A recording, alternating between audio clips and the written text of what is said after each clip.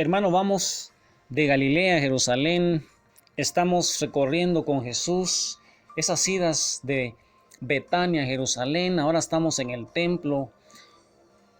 Jesús está viendo ese templo. Los discípulos quedaban maravillados al ver la estructura física, los lujos tan grandes que tenía. Ellos quedaban extasiados, maravillados. Y mira Jesús cómo les advierte que ese templo va a ser destruido y cómo esos cristianos que creyeron ese mensaje de Jesús 40 años cuando los romanos sitiaron a Jerusalén y destruyeron el templo, lo incendiaron. Cuando ese pueblo quiso rebelarse, los cristianos vendieron sus propiedades y se fueron al este del Jordán, y cómo ellos lograron sobrevivir, no así muchos judíos que fueron muertos en ese ataque de los romanos. Yo quisiera, hermano, que hoy sacaras tu palabra en los Hechos de los Apóstoles, capítulo 4, versículo 32 en adelante. Y mientras tú lo buscas, hermano, reflexiona de cuál es tu respuesta a estas palabras que Jesús pronunciara allá en el año 30, hermano. Y cómo esos discípulos que vivían ya en el año 70, cuando este evangelio fue escrito, como muchos de ellos, dice el historiador Eusebio, se salvaron por haber creído en la palabra de Jesús, hermano. Y es que nosotros tenemos que creer en Jesús, que está vivo, es el mismo de ayer, de hoy, de siempre, y que solo en Él podemos tener salvación. Y Hechos 4:32 dice así: recuerda, hermano, que estamos viendo qué es lo que está sucediendo antes de la pasión de Jesús. La multitud de los fieles tenía un solo corazón y una sola alma. Nadie consideraba como propios sus bienes, sino que todo lo tenían en común. Los apóstoles daban testimonio de la resurrección del Señor Jesús con gran poder, y aquel era para todos un tiempo de gracia excepcional. Entre ellos, ninguno sufría necesidad, pues los que poseían campos o casas, entre ellos ninguno sufría necesidad, pues los que poseían campos o casas los vendían, traían el dinero y lo depositaban a los pies de los apóstoles, que lo repartían según las necesidades de cada uno. Palabra de Dios, te alabamos, Señor. Mira, hermano, Jerusalén refiere la historia, refiere las escrituras. Fue la única comunidad cristiana cuyos miembros vendieron sus campos y casas. No sucedió lo mismo ni en Antioquía ni en Éfeso, a pesar de que esas comunidades practicaban la caridad muy intensamente. Solamente en Jerusalén esos cristianos fueron capaces de creerle a Jesús y entonces practicaban esa caridad muy intensamente. Sin embargo, el anuncio de la destrucción de Jerusalén y del templo está entrelazado con los anuncios del fin del mundo. Y ahí es donde tenemos que tener cuidado, hermano, porque tenemos que saber si Jesús está hablando de la destrucción de Jerusalén y el templo, o estamos hablando de los anuncios del fin del mundo. Y eso es lo que dice San Lucas 21, 24, 28. Yo quisiera, hermano, que ahí donde estás, busca San Lucas 21, 24 al 28, y la palabra del Señor dice así. Saca tu Biblia, hermano. Recuerda que la fe nace de oír la palabra. No podemos amar a Jesús si no lo conocemos. Y la palabra del Señor dice así: morirán al filo de la espada, serán llevados prisioneros a todas las naciones, y Jerusalén será pisoteada por las naciones hasta que se cumplan los tiempos de las naciones.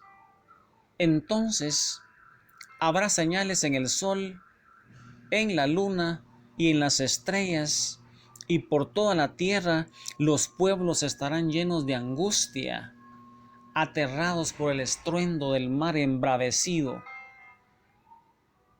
La gente se morirá de espanto con solo pensar en lo que va a caer sobre la humanidad. porque las fuerzas del universo serán sacudidas. Y en ese preciso momento verán al Hijo del Hombre viniendo en la nube, con gran poder e infinita gloria. Cuando se presenten los primeros signos, enderécense y levanten la cabeza, porque está cerca su liberación. Palabra del Señor, gloria a ti, Señor Jesús. Mira, hermano, cómo Jesús va anunciando la destrucción del templo y va anunciando el fin del mundo.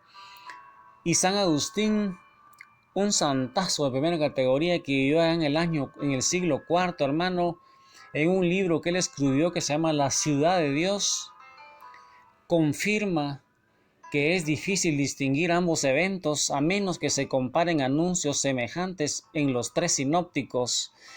¿Te recuerdas, hermano, que los tres sinópticos son los tres evangelios, a excepción de Juan? ¿Por qué Jesús, crees tú, hermano, que mezcla ambos eventos, la destrucción de Jerusalén y el fin del mundo?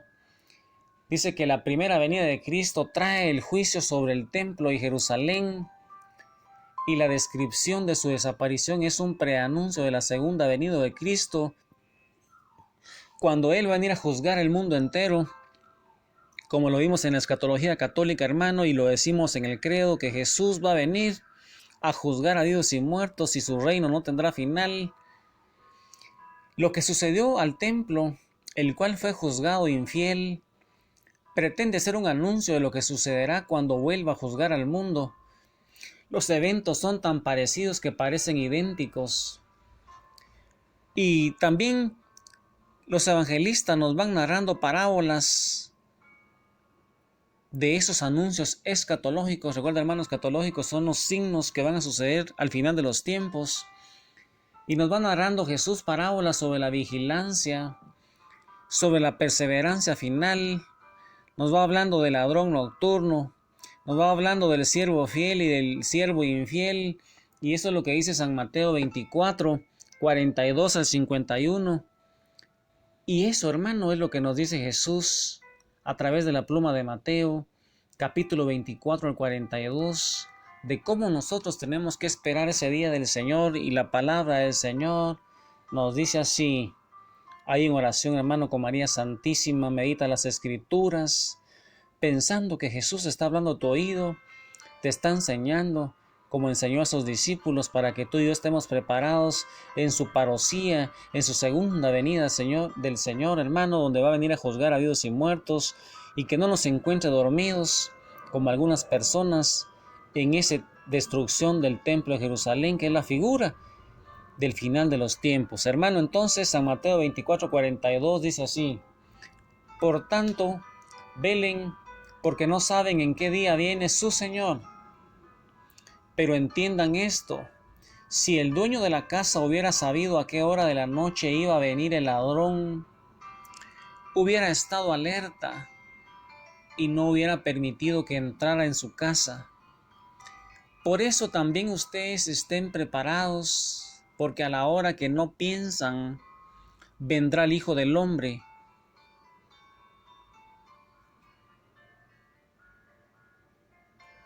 ¿Quién es, pues, el siervo fiel y prudente, a quien su Señor puso sobre los de su casa, para que les diera la comida a su tiempo? Dichoso aquel siervo a quien cuando su Señor venga, lo encuentre haciendo así. De cierto les digo que lo pondrá sobre todos sus bienes. Pero si aquel siervo es malo y dice en su corazón: mi Señor tardará, y empieza a golpear a sus consiervos y come y bebe con los que se emborrachan, vendrá el Señor de aquel siervo el día que no lo espera y a una hora que no sabe, y lo azotará severamente y le asignará un lugar con los hipócritas. Ahí será el llanto y el crujir de dientes. Palabra del Señor. Gloria a ti, Señor Jesús. Mira, hermano, y también nos va contando la parábola de las 10 vírgenes que esperaban al esposo y se les acabó el aceite. Y así nos va hablando Jesús, nos va diciendo que nos preparemos, que no tengamos miedo, Jesús nos va enseñando, hermano, así como enseñó a sus discípulos en aquellos momentos. Y hoy, hermano, con María Santísima, ahí en la Eucaristía, hermano, donde nosotros encontramos ese pan de vida, ese alimento de vida, meditemos las Escrituras y que hoy, hermano,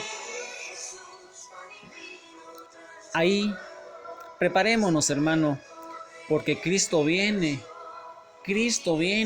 a juzgar a vivos y muertos y que no nos encuentre como esas vírgenes que no tenían aceite.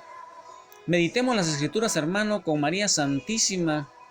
Sigue rezando el rosario, sigue meditando con María, con los evangelistas, con todos los ángeles, con todos los santos y ahí en la Eucaristía, con el arcángel Miguel, hagamos esa batalla hacia ese dragón escarlata que le quiere quitar la adoración a Jesús, pero Él va a venir a juzgar a vivos y muertos y lo va a destruir. Que el Señor te bendiga. Amén. Aleluya.